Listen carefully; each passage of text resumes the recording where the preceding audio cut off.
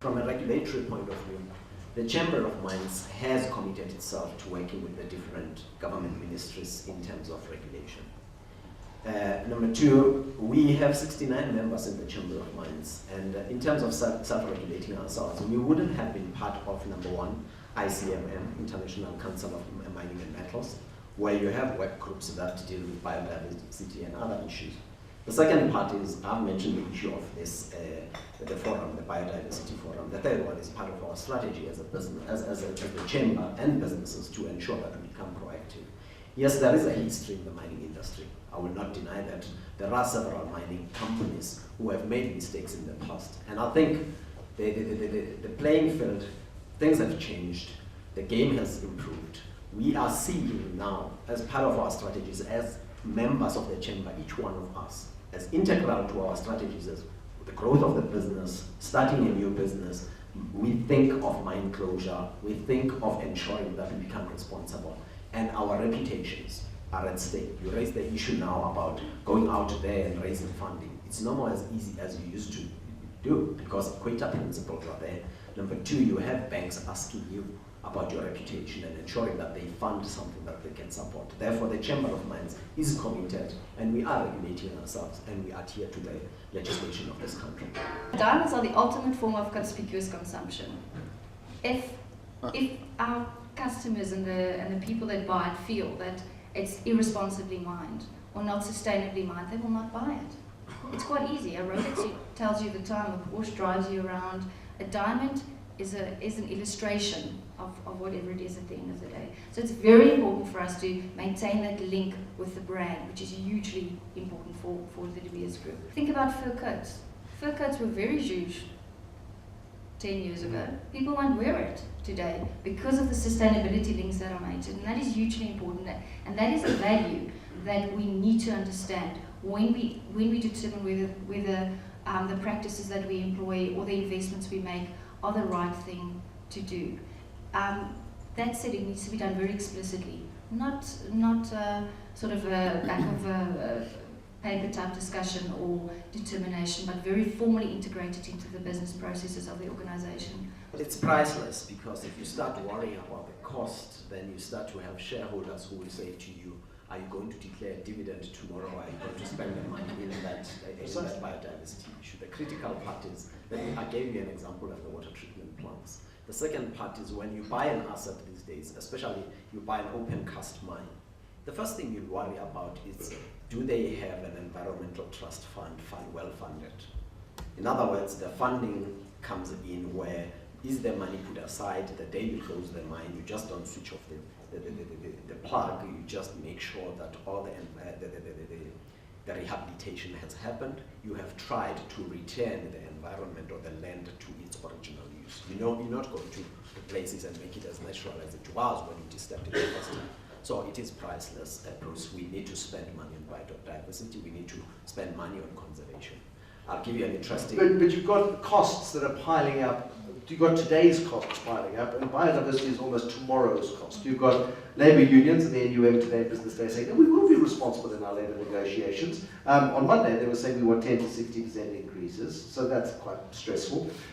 You've got the cost of money. You've got a currency which is weakening very, very sharply, which is terribly nice for your exports, but it makes your capital costs that much higher because you have to import everything you need to dig your coal and your members of the Chamber of Mines to dig the resources out of the ground.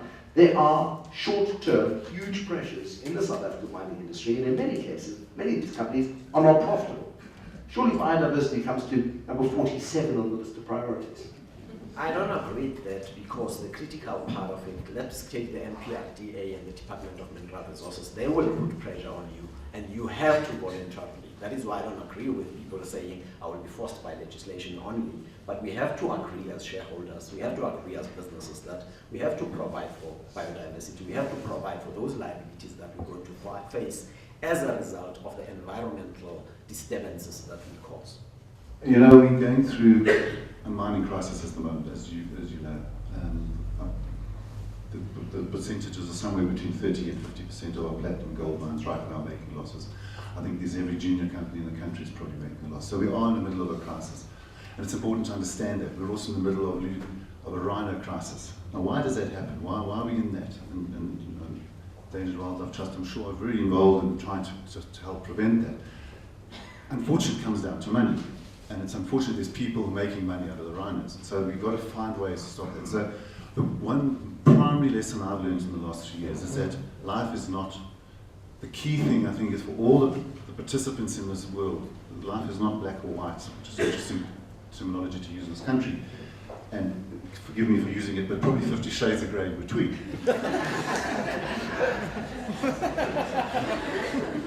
And you need to find that compromise that is the best for the country from between the two. Because what I've realized that a lot of the protagonists, when we're having the debates with certain NGOs and everything, a lot of people don't want to see any shade of grey. It's either black or it's white. And life just doesn't work like that. And if we can find that right shade of grey, and I won't get into too much detail, and move forward and people work together, then you're going to find that solution. But I mean, the current economic crisis in our industry is a serious one, and so we need to keep that in mind when we take this forward. You do look at NPVs. The NPVs dictate, to a very large extent, what decisions mining companies make. And if you don't bring biodiversity in this instance into that calculation, it means that you are making a decision with a fraction of the information you need. And I'll give you a practical example within thermal coal. I was in Anglo before I joined De Beers, and I was in the investment decision making involved in that through the project's process.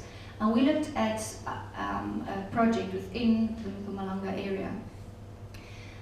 And by not factoring biodiversity into the NPV, it looked like a very profitable project because of the short-term nature of it. Now, NPV, anything beyond 30 years becomes a nonsensical, as a nonsensical impact on the NPV in any event.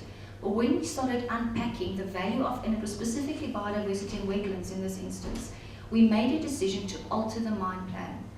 And this was, I think, the first example where this was made based on financial numbers. And the value and the key value drivers were, again, there is, as Mike said, you can't value everything. But in this instance, we looked at the impacts on the business, the impact on our ability to deliver, an impact on our ability to perform, and then an impact on our ability to attract. And attracting investors, attracting new talent into the business, and the impact was too big for us to take financially, even though we're in a crunch time. But it's quite important that when we sit in a boardroom and you've got your financial people around the table, you've got your CEOs like the two next to me, it is quite important to financially articulate the value. You will never disregard the non-financial aspects. And we've been able to do it. And another example, which is in another geography in South America, we looked at water treatment options. And the NPV, when we included the value of sustainability and biodiversity was one of those, dropped from a positive 323 million to a negative 200 million. So I want to give you an idea of the scale of impact if we don't understand the decisions we make.